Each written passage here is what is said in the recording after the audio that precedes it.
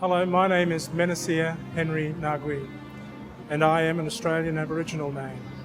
And as such, I hereby acknowledge and pay my respects to the traditional custodians of the land on which we walk.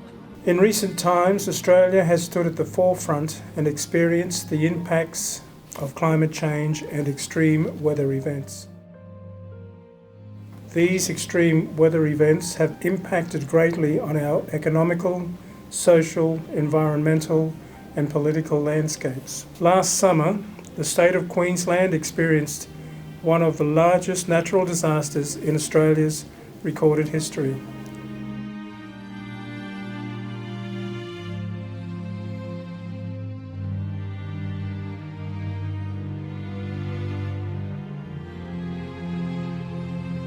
These disasters came as a series of devastating floods, overwhelming storm surges, and Cyclone Yasi, which was the worst to hit far north Queensland in more than 90 years. The enormous impact of devastation from last summer's natural disasters on our communities showed how vulnerable we are in these times of climate change.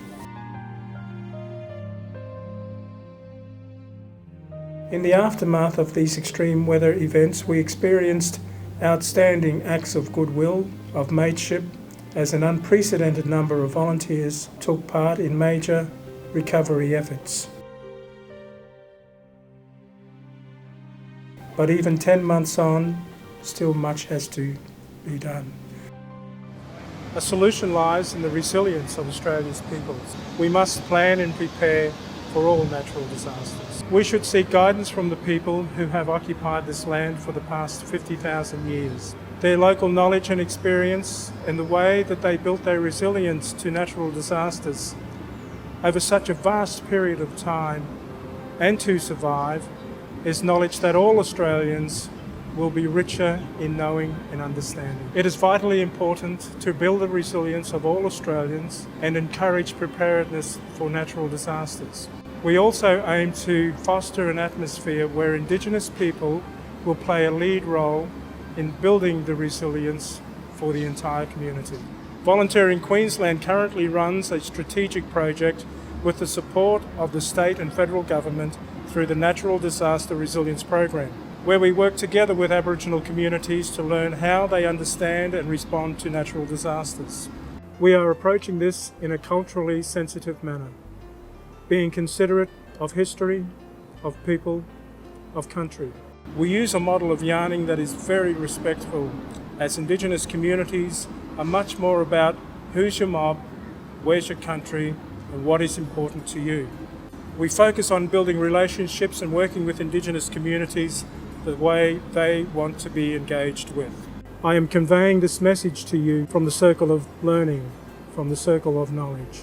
One of the major achievements of this project thus far is the creation of the What is a Disaster, I Hear You Say book, a disaster preparedness book for children written and designed by grades 6 and 7 students from the Dunwich Primary State School. This project was supported by the Indigenous Literacy Foundation, and the book covers the different types of disasters such as floods, fires, volcanoes and tsunamis, what you would take with you if you have to evacuate, and what organisations can help you. Education is key to understanding disasters and the importance of being prepared. Now I would like to read you a short passage from the poem that was written for the book. Shh, children, listen and you will hear. The ocean winds will soon appear. They bring knowledge from far and near. They bring images bright and clear of a message that you must learn, of a danger that has no fear. You must learn how to prepare and master for the coming of an emergency disaster.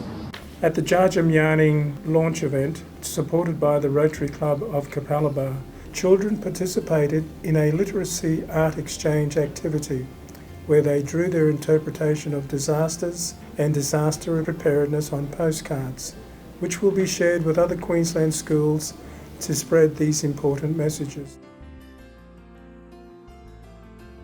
In partnership with Gurrigan Aboriginal Corporation, we are also undertaking a regional approach to disaster contingency planning. We are currently in the development phase, and a major part of that is creating visual aids. Community artists from the Gurrigan Aboriginal Arts Centre dedicated their time to paint and create art that showed their interpretation of the different stages of disaster: preparedness, prevention, response and recovery. This will be used as talking pieces for workshop yarning. True to this regional approach, work for this project has been undertaken in many regions throughout Queensland and the Torres Straits. Regions like Quandamooka Country, St George, Arakoon, Gurrigan, Mamu, Ipswich, Toowoomba, Cardwell, Yarrabah, Wujal, Hopevale, North Stradbroke Island, the islands of Boigu, Brooma, Thursday Island and Mer in the Torres Straits. This project will continue to grow and evolve, and we hope will be adopted across Australia. Internationally, much can be learned from the traditional owners of each country in terms of how they understand, prepare, respond and recover from natural disasters. That is vital knowledge that can help the greater community build upon their overall resilience.